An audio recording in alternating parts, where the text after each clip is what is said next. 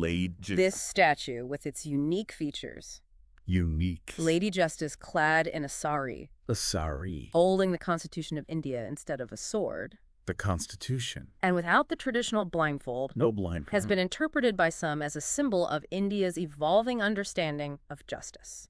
Evolving understanding. And its attempt to decolonize its legal framework. Decolonizing. It's interesting how art and symbolism can spark conversations about deeper issues like cultural identity. Deeper issues. Representation and the evolution of legal principles. It is. And for those of you interested in the sociology of law and how cultural shifts are reflected in legal institutions, Right. This is a fascinating case study. Now let's talk about an initiative Okay. that's making healthcare more accessible and affordable. Accessible. The Pradhan Mantri Bhartiya Janaushadhi Pariyojana. Okay, the Pradhan Mantri. This program is all about making quality generic medicines available at affordable prices, Affordable prices. reducing out-of-pocket healthcare expenditures for millions of people. Reducing expenditures. It involves setting up dedicated outlets called Pradhan Mantri Bhartiya Janaushadhi Kendras Pradhan Mantri Bhartiya Janaushadhi Kendras. that offer a wide range of generic medicines at significantly lower prices compared to branded drugs. Lower prices. It's a crucial step towards achieving universal healthcare Universal healthcare. and ensuring that everyone has access to essential medicines regardless of their income levels. Access to med. Exactly, and it's also about promoting awareness about the quality and effectiveness of generic medicines, Promoting awareness. encouraging people to opt for these affordable alternatives. Now let's move to a topic that raises important ethical and legal considerations. Okay. Using bone ossification tests to determine age in legal cases. Bone ossification tests. This is a complex issue that often comes up in cases involving minors, Minors. particularly in the criminal justice system and immigration cases. Criminal justice and immigration. The idea is to use medical tests to assess skeletal maturity Okay. and estimate an individual's age, Estimating age. especially when there's doubt about their documented age. Doubt about age. But it's not without its controversies. Right. The sources you've shared highlight concerns about the accuracy and reliability of these tests, Accuracy and reliability. as there's a margin of error involved. Margin of error. There are also ethical concerns about potential misuse, Misuse. especially in cases where the age determination could significantly impact the severity of punishment Severity of punishment. or immigration decisions. Immigration. It's a reminder that even scientific evidence needs to be used judiciously, Judiciously. considering the ethical implications and ensuring fairness and due process. Fairness and due process. Absolutely. And it highlights the need for a nuanced understanding of forensic science, its limitations, and the importance of contextualizing scientific evidence within legal and ethical frameworks. Now let's shift focus to a legal principle that's particularly relevant for property disputes. Okay. The doctrine of lis pendens. Lis pendens. This doctrine essentially states that when a legal case is ongoing concerning a property, any transfer of that property during the pendency of the case During the case. is subject to the final outcome of the litigation. Subject to the outcome. It's a safeguard to prevent parties from trying to circumvent the legal process Circumventing. by transferring property ownership while a case is still being decided. While it's being decided. So it's about protecting the interests of all parties involved Protecting interests. and ensuring that the court's decision is binding on anyone who acquires the property during the course of the litigation. Binding. Now shifting gears to labor rights. Labor rights. There's been a legal battle brewing between Samsung and the newly formed Samsung India Workers Union The Samsung Union. that raises interesting questions about the right to unionize and the use of trademarks. Trademarks. The crux of the matter is that the union's registration was denied Denied. because its name includes the trademark Samsung. Samsung. The government argues that this could create confusion and mislead the public Misleading the public. into thinking the union is officially affiliated with the company. Affiliated with the company. But the union contends that they are merely using the name for identification purposes Identification. to clearly represent the workers they represent. Representing the workers. That's their argument. They claim their use of the name doesn't infringe on the trademark, Okay. as they are not engaging in any commercial activities that would exploit the brand. Not exploit. However, without registration, the union faces limitations in terms of legal protections, Limitations. collective bargaining power, Bargaining power. and even their ability to engage in legal strikes. This case brings up broader issues about the right to unionize in India. The right to unionize. A fundamental right enshrined in the Constitution. The Constitution. And the delicate balance between protecting workers' rights and addressing concerns about trademark infringement. That balance. Exactly. This case could set a precedent for how similar situations are handled in the future. A precedent. It highlights the importance of the judiciary's role in interpreting legal provisions. Interpreting. Balancing competing interests. Competing interests. And upholding fundamental rights within the framework of existing laws. Now let's talk about a case that puts the spotlight on the challenges of balancing individual rights. Okay. With concerns about public safety and security. Safety and security. Gangster Lawrence Bishnoi's lawyers are arguing that he should be allowed to be physically present in court for questioning. Physically present.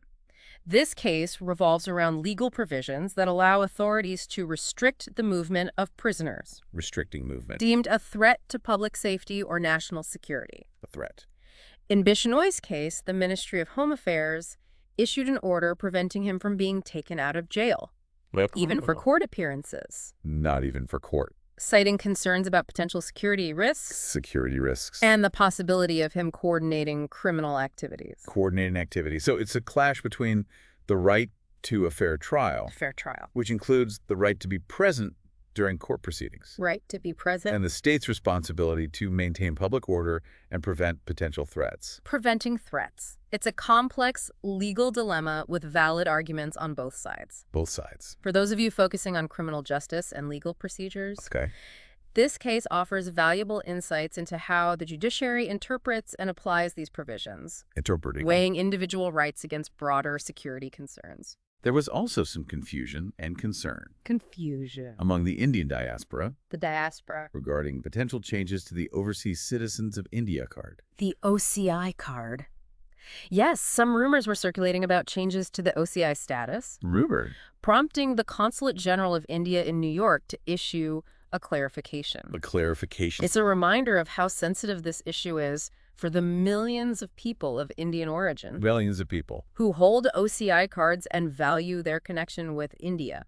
Can you remind us what the OCI card is all about? Sure. And why it's so important for the diaspora? The OCI card is essentially a lifelong visa. A lifelong visa. That provides people of Indian origin who are citizens of other countries. Okay. With significant benefits. Benefits. Including the right to live and work in India without many of the restrictions faced by foreigners. Live and work. It's a way for India to maintain strong ties with its diaspora. Strong ties. Attract investments. Investment. And benefit from the skills and expertise of its global talent pool. The talent pool.